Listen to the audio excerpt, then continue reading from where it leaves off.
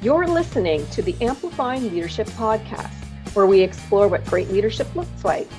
This is through our real stories, actionable takeaways, and of course, our guest expert conversations. I'm Tara Lehman, founder and CEO of Amplifying Leadership, here to help you lead with intention and influence. Thanks for tuning in to today's guest episode. Today, I am welcoming Kae Wagner, founder and author. Welcome to Amplifying Leadership, Kae. Hey Tara, how are you? I'm good. Thank you for asking. So, our audience, we always like to get to know who we're talking to today. So, why don't you share a little bit about your leadership story or where you came from with regards to that? I will. Thank you so much for the opportunity. It's a pleasure to be with you and to be with you with your listeners as well. So I've been in business for a long time and I've been a writer for a long time. And so in terms of leadership, I have a marketing company which I am now not operating myself. I've handed that off, and I'm focusing on my author journey. And Excellent. yes, thank you. In the past 2 years, I have written, I believe, 9 books. Good for you. I struggle just to even think about getting one done. Well done. Thank you. Well, I should say that I have been a writer all my life, and so the past 2 years have not been just starting at base zero. Mhm. I published my first book, which was nonfiction, in 2005, and I published nonfiction books for about 7 or 8 years, and they were Okay. focused on marketing, branding, and leadership. All important things. All important things, things that you and I both love, right? Hmm. And so, really, I was looking to reach. I had a marketing company at that time that I was, fully leading. And I was looking to reach those leaders who didn't understand exactly what marketing was, never really understood branding either. Mm. Um, and then, of course, there was leadership. And so the leadership book is titled Leadership Glue. And I it's like it. really, yeah, it's about being that person, that source of energy in a company that holds people together through the good times, the bad times, but doesn't get stuck in the day-to-day activities where they get mired down, which Hmm. is what can happen very, very quickly and very often. Hmm. I spend my days now writing. Still doing a lot of writing, nonfiction and fiction. And that was an interesting journey going from one side to the other. I'll And bet. I love them both. I love them. I love them both, the fiction and the nonfiction. What I find is that so much of what I've done in the business world as a leader shows up in my fiction as well. It's really Hmm. kind of interesting how it creeps in. Yeah. Yeah, very good. Very good. And we're going to talk about stories today and the impact Yeah. that it has on leadership. Now, because we're global, I want to make sure we're all on the same page here. When you say a story, what are you referring to? I am referring to, when I talk about a story, I'm talking about a couple different aspects. So if we go back to the caveman days, cavemen talked in stories. Maybe there were a couple of ughs and grunts and this and that, and a couple of, cave drawings and hieroglyphics and that sort of thing. But story for ages has been a way of communicating. And in business and for leaders, I would say, I would argue, I would go to the mat for communication being the number one skill set that Agree. a leader needs to have. Now, certainly a CEO and a CFO and all the C-suite guys need to understand finance and the business of business, right? Hmm. Hmm. But I look at leadership in two ways: the business of a business and the people. And Yes. if you cannot communicate with the people, if you do not care about the people, and if the people don't know that you don't care, that if the people don't know that you care about them, and they will know, they will sense it in your energy, Mm-hmm. they will sense it in how much time you spend with them. Mm-hmm. I think it was Peter Drucker who talked about management by walking around. Yes, yes, that's And a it lean was, concept. Yes. yes, it was one of his principles. And it is a principle that I believe many modern day leaders have failed at. And that may be in part because of technology and COVID, and we learn to not necessarily expect our leaders to be there all the time. Mm-hmm. But there is nothing that is quite as essential as a leader taking a walk around the plant floor, around the distribution center, around the office, seeing who's doing what in the pods and being present. Mm-hmm. And when a leader is present, there is a different sense in the office, in the workplace, in the Mm-hmm. organization itself. Because the hardest thing about communication is that it takes time. Absolutely. Yes. And what are CEOs starved for? Time. Exactly that. Yes. Yes. And so they have to carve out time to show the organization that they care. And that is if indeed they do care. Mm-hmm. And we are in a confluence right now, or an inflection point, Tara. I'm not quite sure what you would call it, with AI and the cost of jobs, the cost of job Mm-hmm. loss.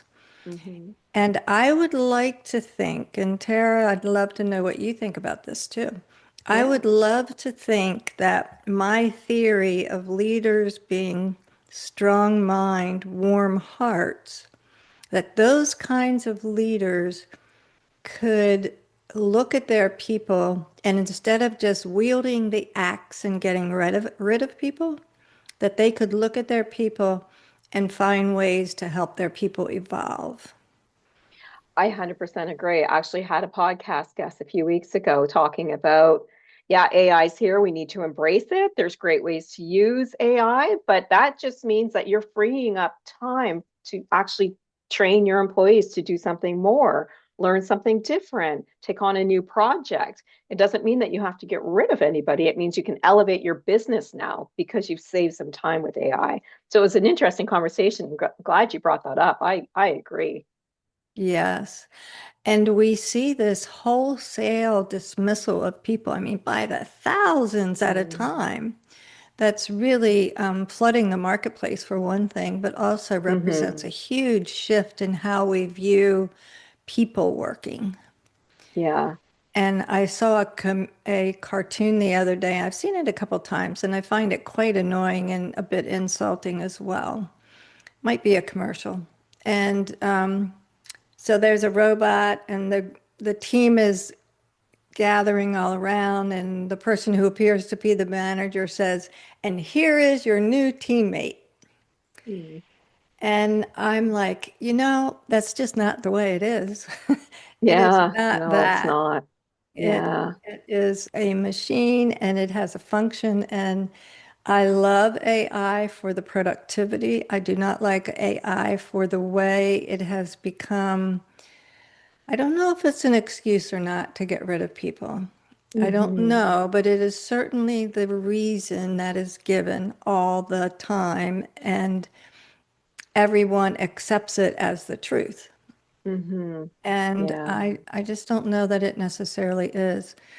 I think one of the things that I'm watching very closely right now, which is very interested relating to leadership in AI, is this idea that solopreneurs, because of AI, can become million-dollar companies.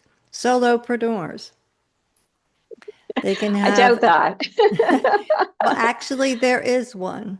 Oh, is there? Okay. Yes, there is one guy who has hit the news, and he has, I'm trying to remember, his company might be about data gathering or something like that, but Mm. he has a chief of staff, he has a whole marketing department, operations department.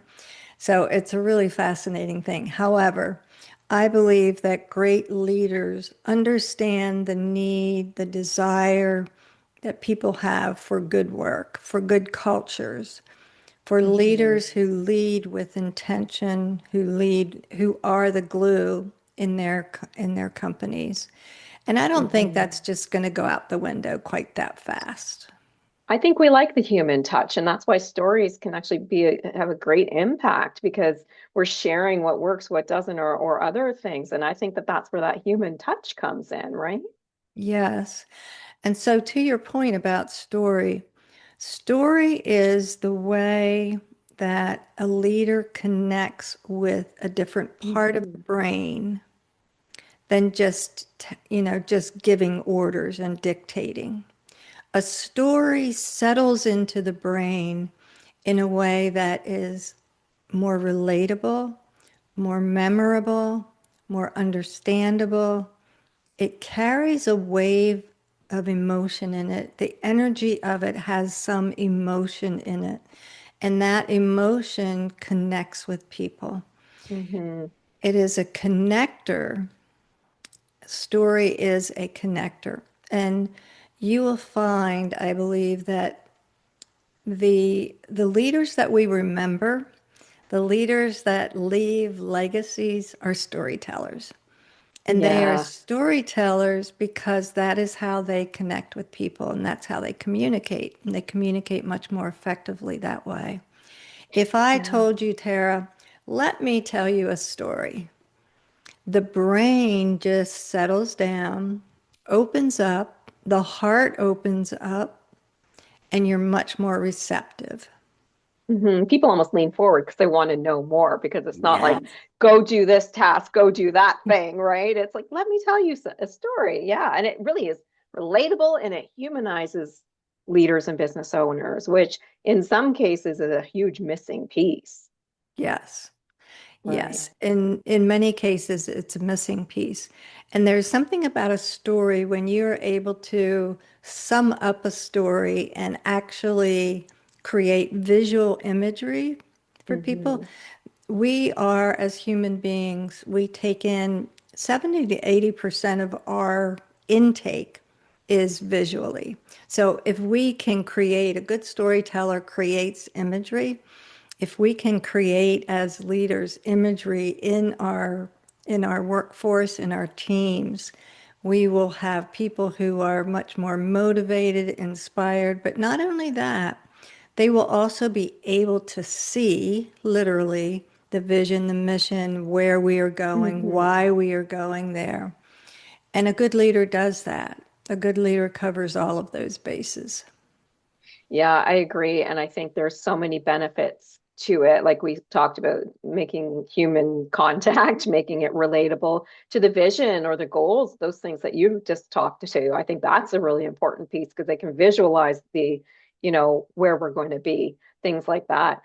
So we talked about some of the benefits around humanizing with stories, helping people relate to the vision and the goals, and they can better picture it. I love the idea that you talk about how we can picture things because it really does help us relate to it more. Are there any other benefits, or maybe there's downsides to some of this when we share stories? I don't think there are any downsides to story. I think story not only captures the attention and the imagination of those who are listening, but story travels. And by that I mean it spreads. So it's not usual that someone is going to be hearing or a group is going to be hearing tasks described and orders to Mm-hmm. be taken, right? And they're not going to go out and, 2 weeks, 3 weeks, 4 weeks later, you're going to hear about that. But Mm-hmm. stories travel, and good stories are retained. They become part of a legacy, not only of the leader, but they often become a legacy of the company itself. Mm-hmm. That's And excellent. so it often, good story often becomes guardrails, ways that we do things around here. The Hmm. way our values and our ideals and our vision is lived out, the way the culture operates, what the culture accepts and doesn't accept is Yeah, that's a often big one. in story. That's a big one. Behaviors as well, right? Yes. So let me ask you this because sometimes our employees are not like our leaders, and some of the stories they tell are based on assumption or gossip. Yes. How do we get them to share the right type of story if they're going to share stories rather than the gossip or they're starting a rumor because they think something might happen, those types of things? How do we get them to share the correct things with the team? Yes. Well, there are two things here, Tara. One is the responsibility for that lands totally in the leader's lap, and here's why. The human brain, with no information, if it's not getting any information, it will make up stories. Yes, assumptions, right? Stories, everything else. Yeah. If you don't get the real truth, you're going to make something up because that's how the human brain survives. Like the human brain is like the reptilian brain, always on the alert for danger. And when you are in the workplace, it can be a dangerous place, right? It's that fight or flight Hmm. thing. Is somebody going to, am I going to get fired today? Is this going to happen to me today? Is somebody, I always say the CEO walks in, sneezes, and everybody gets a cold. So there's this impact, this opportunity, and without communication about events or what's going to happen, what might happen, the brain will make up a story. And the story the brain makes up is not a good one. Yes, It's a exactly. survival Yeah. story, right? So the Yeah. responsibility lies within how the leader communicates, right? Okay. The other thing about stories is this. Even the gossip and the chatter at the water cooler, even the gossip holds a kernel of truth. That Now, is true. I agree. Go ahead. yes, so let me tell you a story about that, right? Yeah. So I'm in the grocery store checking out, and of course, what do I see there but the Inquirer? And the Inquirer always has a headline about some celebrity's marriage breaking up, Hmm. somebody's, got kicked off the set of a movie or whatever. Hmm. And you look at it and you're like, it's the Inquirer. It's just the latest gossip, right? Yeah. Then, of course, 3 months later, that turns out to be true. So Right. we look Yeah. at the gossip and we like, okay, that came from somewhere, even though it's not 100% true, even though it's not 50 or 25% true, there is some kernel of truth there that then got exploded or blown up Hmm. or enlarged. And that is what the human brain does.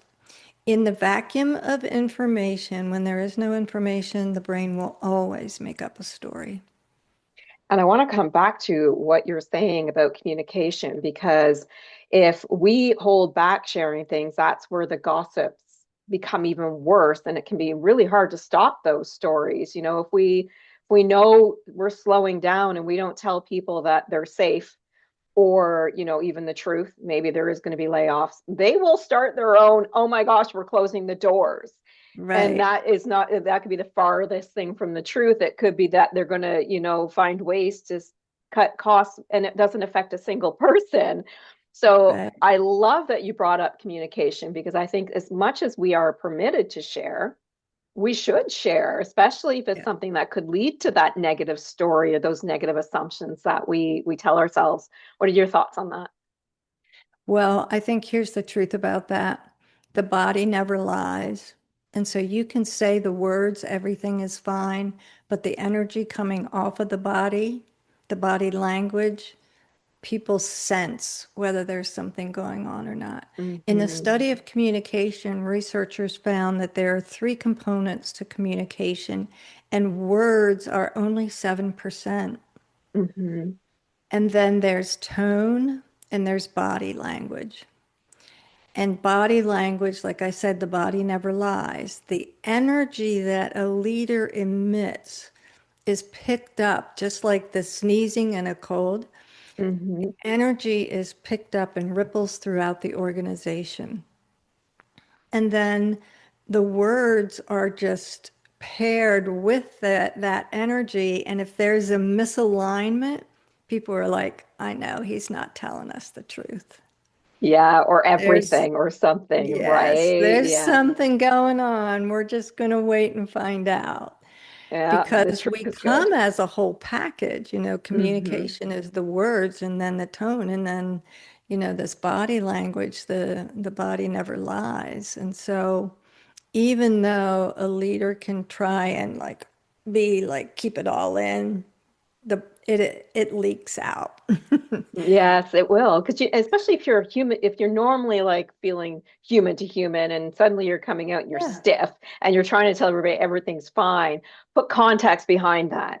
What is right. fine? What is not fine? What don't you know? Because that helps people be relatable to you and understand, and it stops some of that gossip from going on. Precisely. Absolutely. So, as we wrap up today, is there like a really great story that you've heard or experienced that had a positive impact on team that maybe you want to share as an example today? Yes, I do. I have worked with several CEOs, founders. Um, and there's something about a founder that has, generally, that person has a different sense about how they lead. They lead Hmm. differently. And so I'll tell you a couple of the threads that go through this that I've witnessed. Founders very often know everybody by name. That's true. And they will walk around and they will know Joe's kids and they'll know Mary's kids and they'll know who graduated and what college they're going to and all of that. They tend to be really, really interested in the people. And so there are so many instances where I have worked with the leaders who are like, "Oh yeah, let's do another pizza day." Or let's do, so I have one CEO that I worked with, he and his brother, they both work together. I love Hmm. this story. They are both in a band. Oh, And that's so neat. yeah, and so what they'll do is they'll throw a pizza party and then they'll play. And Oh, then nice. they'll give out drums and other little rhythm instruments so everybody gets involved. I And love it. that's the kind of story that people tell. They I talk love about that one. that. Yeah, and Yeah. now you've shared it with everybody who's listening. I love that one. And it's a very, like, again, going back to that human to human contact, like, Yes. I And love that. and I would add that great leaders, now founders often do this intuitively, but leadership glue leaders will create those kinds of shared experiences. If you want to bring a team together, if you want to break down some, animosity or some stuff that's going on, create an environment, not an environment, create an experience where the team actually has an interaction that is not designed to solve a problem, but is Mhm. purely for the joy, for the aspect of getting together as human beings. Yes, absolutely. And when you're able to do that, you'll be able to break down barriers that otherwise would not be broken down. It's taking that barrier down from the leader or business owner to the people and just all being people. I love that. Yes. Is there something that you want to share as a final tip with our audience today? Maybe something we haven't covered yet? I think we've covered it, but I would reiterate that great leaders that people want to follow and do follow, Mhm. sometimes from business to business to business to business. That's the sign of a good leader, right? Yes. Those people are the people who truly care. They don't fake it, they don't use it as exploitation, but they actually care about people. Mhm. And those are the leaders who I believe leave the largest legacy. And those are the leaders who impact the most lives. That's a great final way to close out our show today. Thank you very much. Now, I want to give you a chance to let our audience know where to find you or any of your books that you might have out there, including your leadership one. Is there a website or LinkedIn, or how would they find you? The best thing to do is to go to Amazon and they will find my author profile and all of the books on Amazon. I just had two recent releases that I think leaders will be very interested in. The first one is called 10 Things I Learned from the Billionaire. Oh, And I this like that one already.